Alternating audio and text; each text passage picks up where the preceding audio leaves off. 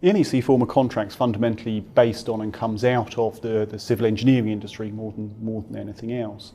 So one of the questions that I think always gets asked is the NEC as a form of contract always the best or the most relevant one to use for any particular project? Ian, what's your view on that? For me, I think the simple answer is yes. It's designed to be flexible. It can be used for all types of construction work. It has the options in terms of main options and secondary options to tailor to suit a particular procurement strategy. So I think the building blocks are there for it to be used on any type of work. It's a shell contract, relies on the works information to make it specific to the particular industry. But having said that, if a client's got an established form of contract they're happy with, their supply chain's happy with, there's not always a need to change to it. But a client picking up a new contract for the first time, my recommendation would always be look to the NEC first. That's really interesting. From my perspective, I've talked to quite a range of different people in terms of how they use the NEC. And the one area that I've always found it quite challenging is in fit out. So where buildings are having new refurbs all on the internal works. And my experience has been the NEC doesn't work very well for that sort of rapid turnover contract where the problems are being dealt with in real time under the NEC, but in reality in a fit-out contract it's probably finished before the processes have really engaged under the NEC. So Ewan, is there a way to try and make that work, particularly with the timing and the programming mechanisms where the overall project is actually going to be quite short? Well, there's the short form, which would be a possibility, but I'm inclined to agree with you. In my experience, I do find that the NEC form of contract can be burdensome in the administration function, and when you've got short form construction such as fit out, it can place a disproportionate amount of time in administration of that contract when you perhaps need to be concentrating with getting on with the works. I think that's a key word, isn't it? I mean, disproportionate, and whether the project management influence, which sort of runs as a key theme through the NEC, becomes disproportionate to the size and scale and rapidity of the works. Absolutely, and standing up in front of groups of people say, "Oh, we've used the ECC. We found it administratively burdensome." And then you say, "What sort of projects are you using it on?" And I remember in Cardiff, it was for £30,000 street works projects, which last 3 weeks. Well, yeah, you will find it. And then they switched to using the short form and said, oh, that's working much better. Yeah.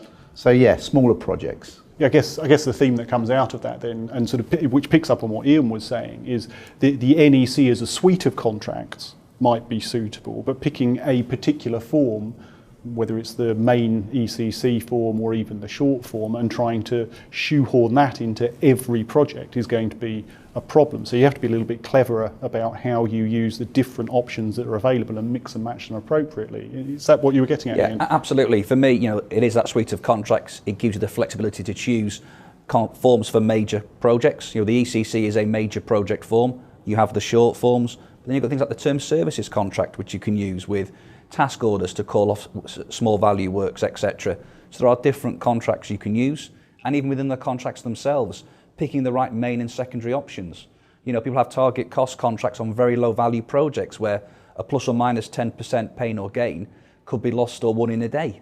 So you have to look at the appropriate contract and main and secondary options that suit the particular procurement strategy, contract strategy you're working to. And I think what we've looked at in looking at how well the NEC can adapt is really just the main contract level.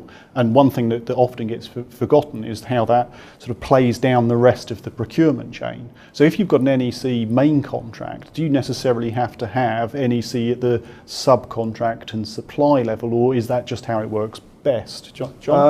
Absolutely not. There's no point if you've got a design and build job for a new building.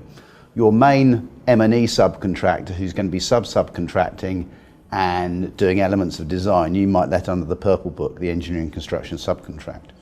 But if you said to someone, a specialist who might be extremely good at what they do, and they're doing one trade, here it is, well, they're either going to price in to do all that extra management stuff which isn't needed, or more likely they're not going to do it, and probably you're not going to do it as well as a main contractor, and you're both going to be in breach of contract. So there's little point in doing it for using a sledgehammer to crack a nut, basically. Yeah, so that the mechanisms can fall down if you try to over-engineer it. Absolutely, yeah. And I guess the problem that people always see if you try and mix and match contracts is that the terms and conditions don't quite work properly. And I think the key point there is, for me, is how you tie the programming into all of that and make sure that the program information flows up and down that procurement chain appropriately. Ewan, have you got any guidance on how you can do that effectively? What, on a large-scale contract or some Yeah, smaller so contract? let's assume a large-scale contract but with multiple tiers in the supply chain. Well, they do have to be aligned. I mean, the NEC does recognise the fact that subcontractors perhaps have to notify compensation events within 7 weeks as opposed to 8 weeks under the main contract. So it's a matter of aligning those contracts that the information is provided with in the for the subcontract within the timescales of the main contract, such that it can all feed through, in theory, fluently. It doesn't always do that, but... Yeah. Can I take a slightly different tack on when is it appropriate to use the NEC? One is culturally, as in underpinning the good project management is a sort of belief that collaboration is better than fighting each other. Yeah. Well, if you're a client who might be employing a contractor who doesn't believe that, then I would, if that's your ethos, the organisational culture, I wouldn't recommend using the NEC. And likewise, if you're a client employing a contractor who isn't good at project management and doesn't want to become good at project management because the NEC will highlight your deficiencies, you just want to sort of muddle through, then I would say don't use the NEC as well. Okay, I mean, I think the key takeaway points from that discussion then are, firstly, that the NEC can be used if you use it appropriately and use the entirety of the suite that's available to you and choose the right bits to meet your project. So it can work, subject, I think, to two major caveats, which is one, getting the culture right so that it matches the way the NEC is going to work, and secondly, also just making sure that the size and scale of your project is proportionate to the requirements of administration within the NEC form of contract. Thank you very much. Thank you. Thank you.